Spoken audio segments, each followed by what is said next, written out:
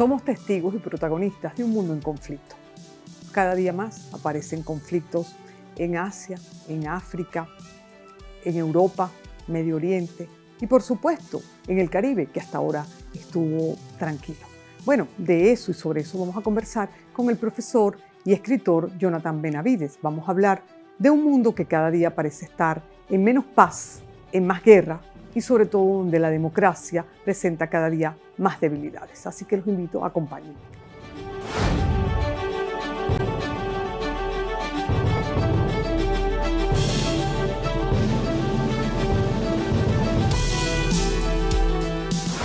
Jonathan, bienvenido de nuevo a tu casa. Gracias por la invitación, que para mí siempre es un placer venir por acá. Bueno, lamentablemente siempre tenemos que hablar de los conflictos y del tema internacional y del mundo. Y parece que cada día el mundo es menos democrático y el mundo está menos en paz. Porque cada vez que nos toca una conversación, que siempre es grata, evidente y nos ilustra sobre todo el mundo, pues también nos toca hablar lamentablemente de la violencia. Como hoy, mientras comenzamos a grabar este programa, recibimos noticias sobre lo que está ocurriendo en Nepal, una revolución sumamente violenta, inesperada. Todos sabemos que Nepal es un bipartidismo, que es un país pobre, que es un país con muchas carencias y que, bueno, en los años recientes India de alguna manera había, entre comillas, olvidado un poco y China estaba más metida en ese país, por decirlo de alguna manera. Entonces, bueno, hoy tenemos este conflicto en Asia que se suma a los de África, a los de Europa que venimos tratando, a los de Medio Oriente, por supuesto, y también a los del Caribe. Son particularmente inquietantes estas noticias que llegan desde Nepal, porque además digamos que históricamente Nepal no es un país que suele estar en la tinta de la noticia, ¿no? Ya que Nepal básicamente es una sociedad religiosa. Y bueno, y hasta la Unión Europea no le presta demasiada atención, ¿no? Es así, claro, lo que sucede es que Nepal... Es importante, perdón, estratégicamente por su ubicación geográfica. Por supuesto, porque está en esa meseta de la cordillera tibetana, donde convergen varias naciones potencia, como lo son la India, Sí. China, Pakistán, y bueno, y Nepal es la cenicienta que está ahí en medio de ellos. Entre los intereses que puedan tener sobre la región, particularmente la China y la República Popular China y la India. Sí. Particularmente también Nepal tiene una tradición histórica y de mucha conexión con la región de la actual República Popular China, que es el Tíbet, que se anexó China en la década de 1950, porque, bueno, es la tierra de los lamas, de toda esta religión importantísima para la región. Pero también tenemos que prestar atención que no es solamente Nepal, también está la región de los uigures en China, donde hay un conflicto desde hace más de una década entre el gobierno de Beijing y los pobladores, los naturales de los uigures, porque además ellos tienen la particularidad que son musulmanes. Claro. Y no son étnicamente de origen chino, son una de las más de 50 etnias que conforman la República Popular China, pero tienen mayor conexión y origen entre las familias turcomanas de lo que es el centro de Asia. Y recientemente también vivimos un conflicto entre Pakistán y la India. Exactamente, otra guerra más entre India y Pakistán, que afortunadamente se resolvió rápido, de manera expedita y sin el uso de armas nucleares. Que ambos países tienen. El gran peligro que hay en el enfrentamiento entre las dos naciones. Pues. Y también ha escalado el conflicto entre Israel y Palestina, porque ahora Israel también, hoy mientras estamos haciendo este programa, pues resulta que ha habido un ataque a Qatar. Ese conflicto debemos identificarlo no realmente entre Israel y Palestina como tal. El conflicto realmente es entre Israel y los grupos radicales palestinos. ¿Tú estás de acuerdo con que se hable de genocidio? No, no estoy absolutamente de acuerdo en eso. He visto tus artículos, por eso te estoy haciendo la pregunta. Sí, efectivamente, porque el término genocidio es un término muy fuerte y que además ha quedado establecido desde el origen de Naciones Unidas. Recordemos que la Organización de Naciones Unidas se establece a partir de la Segunda Guerra Mundial. En la Segunda Guerra Mundial, tras lo que habían hecho los crímenes de los nazis en Europa, se estableció una serie de reglamentos y conceptos que definían lo que era el concepto real del genocidio por el holocausto que generaron los nazis. El genocidio, además, es una acción sistemática para de acuerdo a todo esto, pues es una acción sistemática para la desaparición o eliminación total de una población. ¿Y qué crees que es lo que está pasando en Palestina? Bueno, en Palestina lo que está ocurriendo es lamentablemente lo que ocurre en toda guerra, que pagan civiles inocentes las mayores consecuencias El costo del de conflicto Hamas bélico. lo está pagando la población civil Claro, palestina. el problema también que existe en Palestina, en Gaza, particularmente en Gaza, es que un importante sector de la población apoya a Hamas. Y otro sector de la población simplemente queda víctima de Hamas como un escudo humano.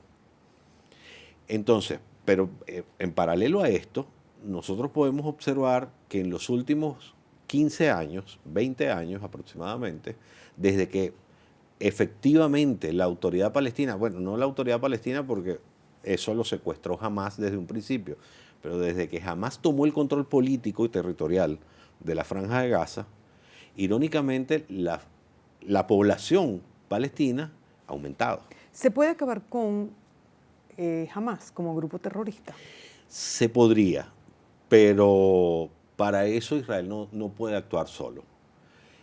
Por eso me parece importantísimo lo que ocurrió en días pasados en el contexto de la Organización de Naciones Unidas, donde los países de la Liga Árabe sacaron un pronunciamiento en conjunto en el cual primero condenaban los ataques del 7 de octubre de 2023.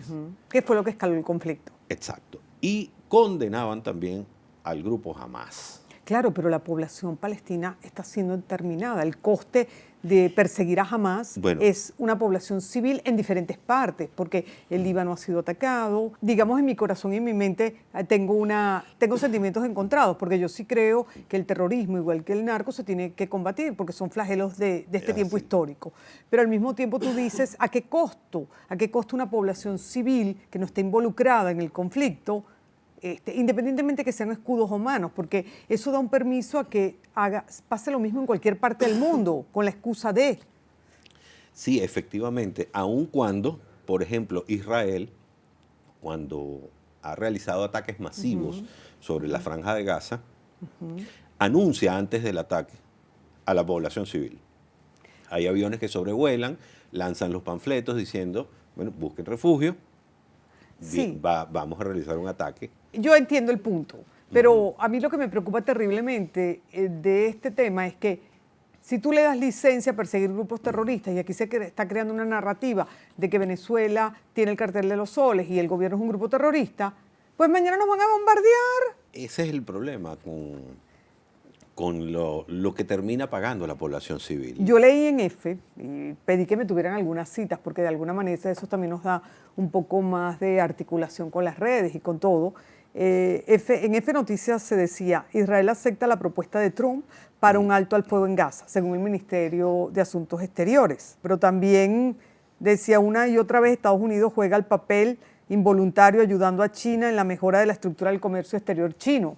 Cuanto más ataca a algunos países, más favorece al comercio chino. Eso... Sí, bueno, es la doble narrativa que se puede apreciar en esta guerra que existe, esta nueva Guerra Fría, porque yo la he bautizado de esa manera. Claro, pero una Guerra Fría 2.0. Claro, la Guerra Fría era Estados Unidos-Rusia, Claro, y ahora tenemos otras potencias. Claro, pero lo que pasa es que, sin embargo, podemos apreciar que hay igual dos bloques, ¿no? El bloque de los Estados Unidos y ese bloque que han conformado ahora el eje Moscú-Beijing, Porque, y India, en la foto reciente vimos, además, Moscú, estaban alineados. sí, sin embargo, allí la India juega un papel un poco más inteligente, en el sentido que la India, bueno, tiene una relación histórica con Rusia desde los tiempos de la Unión Soviética y de la independencia de la India en la década de 1940. De hecho, para nadie es un secreto que las Fuerzas Armadas de India están equipadas en un 80-90% con material ruso, y que los rusos son los que le han brindado o la Unión Soviética fue la que le brindó a la India toda esa colaboración tecnológica para desarrollar la industria armamentista que tiene hoy por hoy y la industria nuclear que ellos crearon. Lo que está claro, más Lo que que pasa es nunca, que la perdón, India- es que no es una sola potencia o dos. El mundo es multipolar. Sí, o sea, podríamos decir que estamos navegando hacia Una transformación, sí, una nueva era. un sistema internacional multipolar, Sí, pero en el cual, de igual manera, siempre va a haber, tú sabes, como en la granja, claro. que ¿Quién todos manda? somos iguales, pero Pero- hay unos que son más iguales que otros. Sí, claro, eso está. ¿Ok? Y en es este obvio. sentido, los más iguales que otros, estamos hablando que son los Estados Unidos, Rusia, China, y bueno, allí está colándose la India. La India. Pudiéramos decir que hay una repartición del mundo entre los países que son de interés, como por ejemplo lo que está ocurriendo con Rusia y Ucrania, donde claramente Rusia dijo, esta es mi área de interés. Es así. Bueno, más que su área de interés, es su área geopolítica natural. Pero también podemos decir que el área de interés de Estados Unidos también es el Caribe y es Sudamérica. El Caribe, todo el área del hemisferio occidental, podríamos decir. Pero Ok, mucho más amplio. es mucho más amplio, claro, porque nadie puede negar la influencia que tiene Estados Unidos también en Europa. ¿Qué pasó en Alaska? Eso es un gran misterio, pero sin embargo, leyendo entre líneas, uno puede presumir de algo que puede haber salido de esa reunión. Y son grandes negociaciones, como siempre han existido entre las grandes potencias. Sí, claro, y siempre existirán. Nos Así repartimos es. el mundo y las zonas de influencia. Exactamente. Y por ende los Ade- minerales y los negocios. Y además donde dos grandes potencias se sientan a determinar, bueno, si vamos a respetar nuestros espacios naturales, tu espacio natural y mi espacio natural, porque en los últimos 25, 30 años, ambos han estado invadiéndose sus espacios naturales. Sí, Yo hace poco escribí al respecto sobre cómo durante los últimos 35 años se subestimó a Rusia, cómo Occidente subestimó a Rusia luego de la desintegración de la Unión Soviética. como Europa subestimó a Rusia. Claro, cuando hablo de Occidente hablo de Europa Sí. y los Estados Unidos, porque, por ejemplo, Boris Yeltsin, durante los 10 años de la década de 1990, siempre esperó el Plan Marshall para Rusia. Cuando hablo del Plan Marshall para Rusia, ya todo el mundo sabe muy bien a qué me refiero. Cuando la reconstrucción europea, luego de la Segunda Guerra Mundial. Y Boris Yeltsin siempre esperó eso. De hecho, Boris Yeltsin siempre estuvo dispuesto a incorporarse a Occidente bajo los parámetros de Occidente. Cosa que no vio. Por el contrario, frente a voces disidentes como la de Henry Kissinger, Occidente se expandió hasta la frontera de Rusia. Sí. Y respetando a una gran potencia que se había disminuido por una situación específica, Pero que de vuelve por la transición. reconquista Por supuesto, de sus territorios. porque toda gran potencia es así. Siempre vuelve. De hecho, recordemos a Paul Kennedy cuando hablaba del auge y caída de las grandes potencias. Y Paul Kennedy lo manifestaba, sí, las grandes potencias tienen sus ciclos, pero a pesar de el ciclo de caída libre que pueda tener una gran potencia, siempre va a buscar volver a lo que fue. Es lo que estamos viendo con Estados Unidos y lo que estamos viendo con Rusia. Lo estamos viendo también Frente con al Estados Unidos. crecimiento desmesurado de China y Es de la así, India. Es así. Y ellos, por supuesto, que ven en todo esto una amenaza a su influencia histórica que han tenido en los últimos más de 100 años. Bueno, sí, hemos visto a Estados Unidos incluso en Corea del Sur.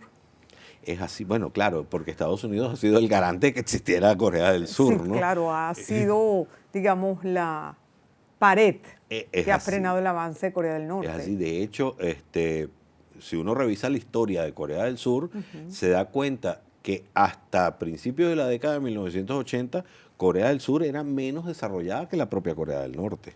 Hoy en día ha desarrollado el cine, la televisión, en general el audiovisual, lo cual comercializa muy bien, también los productos de belleza y otras áreas. A nivel mundial. Pero, claro, pero es un territorio de paz. No creo que pueda enfrentar una situación bélica contra Corea del Norte, sin el apoyo de Estados Unidos o de alguna otra potencia. Y de hecho, desde la instauración de la democracia en Corea del Sur, a mediados de los años 80, hemos visto precisamente esto, que los distintos partidos políticos que han ocupado la dirección del Estado han procurado eso, buscar un acercamiento, por el contrario, con Corea del Norte, una relación más amistosa.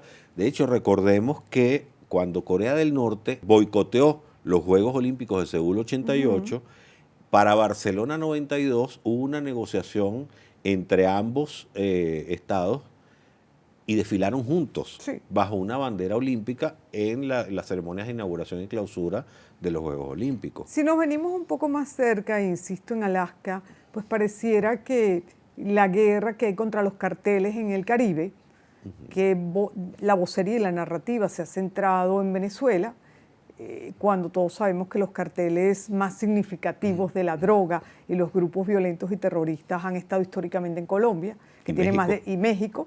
Colombia lleva más de 50 años de guerra y eso es innegable para todo el mundo. Y cuando se hablaba del tráfico de drogas en el mundo entero, era ineludible no mencionar a Colombia o a México. Y más recientemente las rutas migraron hacia Ecuador y la mafia albanesa está metida. Entonces uno piensa, bueno, históricamente, ¿cuáles son los carteles? ¿Cuáles son los grupos terroristas? ¿Cuáles son las mafias más antiguas del planeta?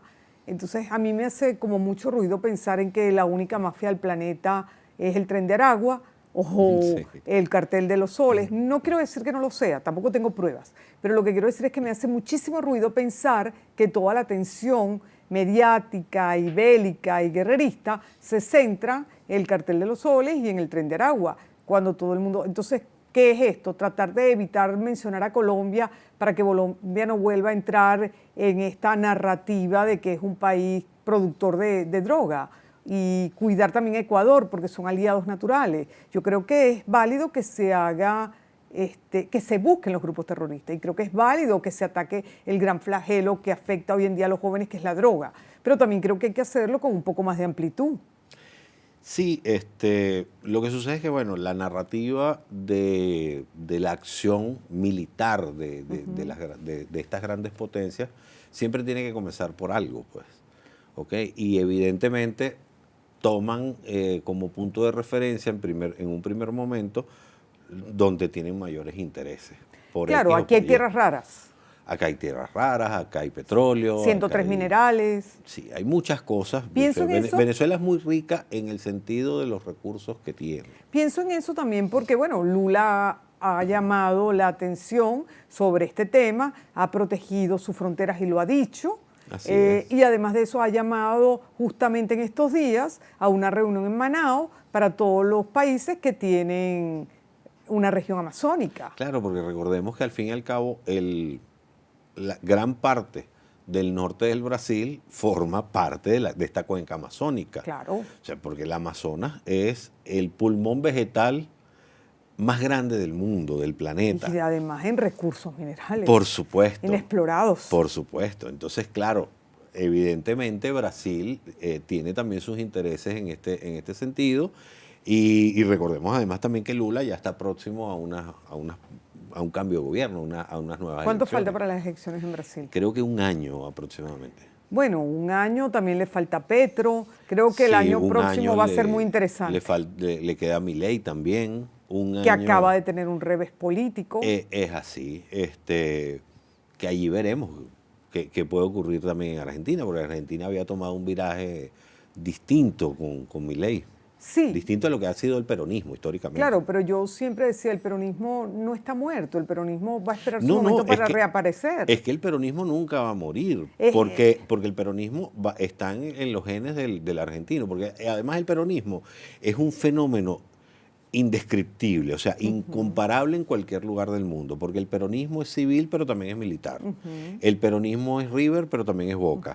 El peronismo es Caracas y Magallanes a la vez. Sí. O sea, ellos son una mezcla de todo y por eso se han mantenido durante más de 70 años en los genes del argentino, pues. Como experto en geopolítica y en asuntos internacionales, aunque sé que te has centrado en los últimos estudios más en Israel y Palestina o la Franja de Gaza y también en Ucrania y Rusia, ¿hay algún conflicto que particularmente en este momento sea el que más te preocupa? Porque para mí, que no soy experta, pareciera que lo de Rusia y Ucrania pues es una guerra sin fin porque nadie va a perder ni nadie la va a ganar. Entonces, no sé cuál será la solución. Bueno, en Ucrania no es que nadie la va a ganar, es que ya Ucrania la tiene perdida desde hace mucho tiempo. Tú lo dijiste desde el primer programa. Sí, que ha sido una guerra de desgaste que ha Sí. impuesto Rusia es otra cosa, pero es una guerra que ya Ucrania tiene perdida. Me preocupa mucho, sí, la situación en Medio Oriente, en el Oriente Medio, porque no es solamente la situación con Hamas en Gaza, es que también están los hutíes en Yemen, que afectan también a Arabia Saudita. Hezbollah se ha visto muy desmovilizada, además que ya el gobierno libanés anunció que va en contra de Hezbollah y el desarme Porque hubo de un Hezbollah. cambio también de gobierno en el Líbano. Sí, pero me preocupa, por ejemplo, Siria. ¿No la ves estable? No, por el contrario, yo a Siria le veo un futuro muy próximo de desintegración total. ¿Cuánto tiempo dices un futuro muy próximo? Mira, yo estimo que de aquí a un año Siria va a estar fragmentada y en una situación muy similar a la de Libia. Afganistán. Afganistán está un poco más estable porque tiene un gobierno sólido del Talibán, pues, y Claro. ellos imponen su ley y Y ya. El que no la obedece ya sabe a lo que se debe atener, pues.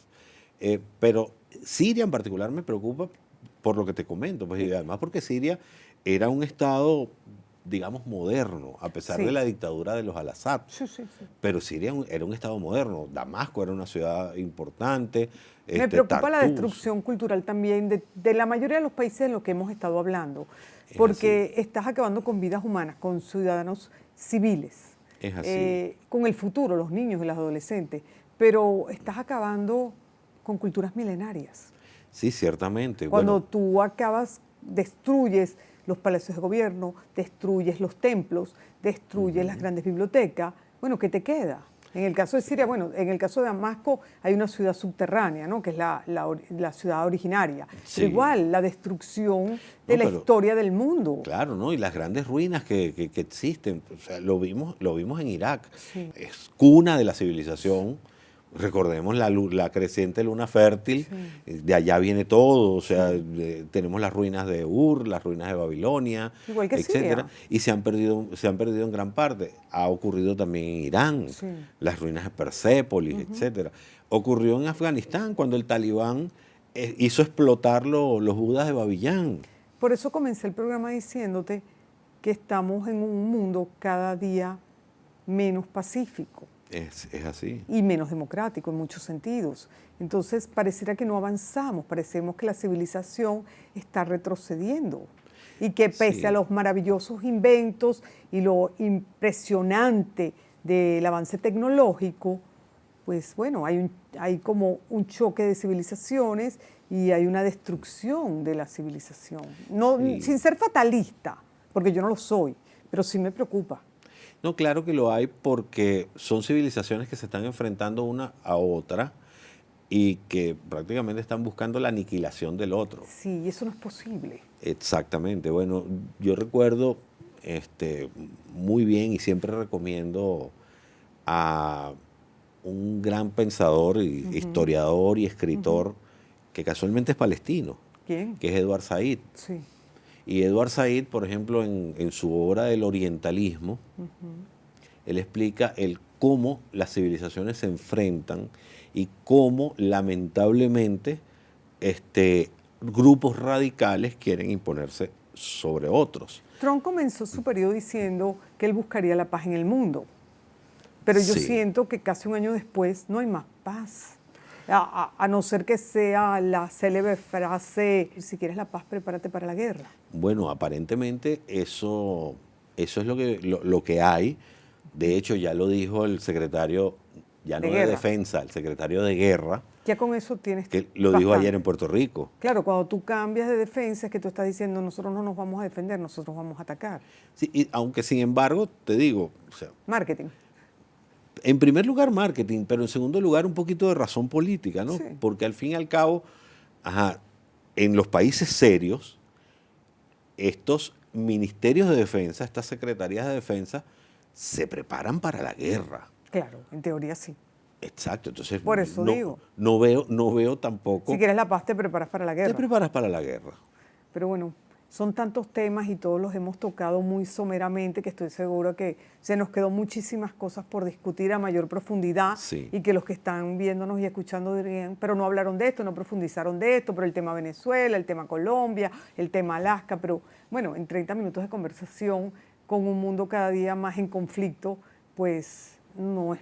Te invitaremos. Complicado. Estamos complicados. Es complicado Sobre todo resumir todo. sobre en todo porque 30 tú minutos. quieres hablar como corresponde, como Claro. un especialista con profundidad. Es así. Entonces, bueno, muchísimas gracias como siempre por haber aceptado venir a conversar con nosotros y hacer como una vista rasante del panorama mundial. Así es, ¿no? Siempre dispuesto a compartir contigo y todos tus televidentes de esta información que es primordial que la gente lo sepa, que la gente llegue a este tipo de información. Cuando tú informas a la gente adecuadamente, cada persona puede desarrollar su propio pensamiento crítico Es así. y en ese sentido puede lograr un poco más de equilibrio interno y menos incertidumbre. Así es. Y esa es la ciertamente. función de los medios y de Ciertamente. los profesores universitarios. Oh, por supuesto, en lo absoluto. Gracias amigos, hasta la próxima semana. Espero hayan disfrutado esta conversación y como ya les dije, pues bueno, fue un paso rasante por el mundo en medio de tantos conflictos, así que gracias.